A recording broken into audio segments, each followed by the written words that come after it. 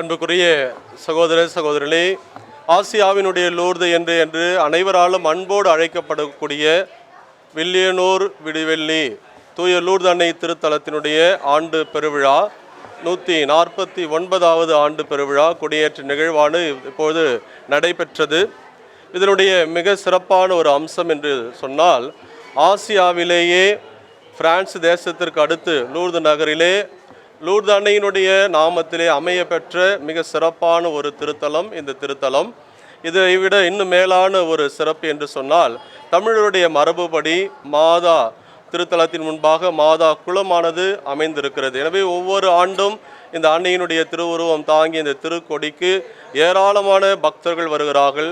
எந்த விதமான பாகுபாடு இன்றி, சாதி மதம் இனம் வேறுபாடு இன்றி எல்லா மக்களும் திரளாக வந்து பங்கெடுக்கிறார்கள்.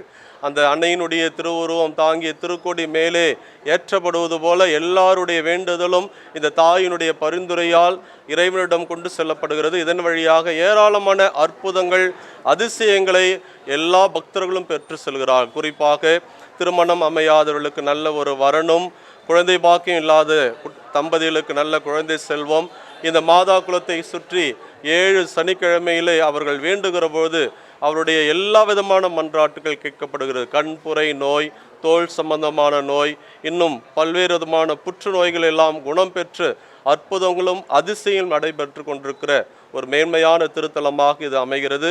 எனவே இந்த ஆண்டு இந்த 149வது ஆண்டு பெருவிழா கொடியேற்ற நிகழ்விலே பங்கு கொண்ட அனைத்து பக்தர்களும் இந்த தாயினுடைய வல்லமையான பரிந்துரையால் எல்லா அருள் வரங்களையும் அற்புதங்களையும் பெற்று செல்ல அன்போடு வாழ்த்துகிறோம், ஜெபிக்கிறோம்.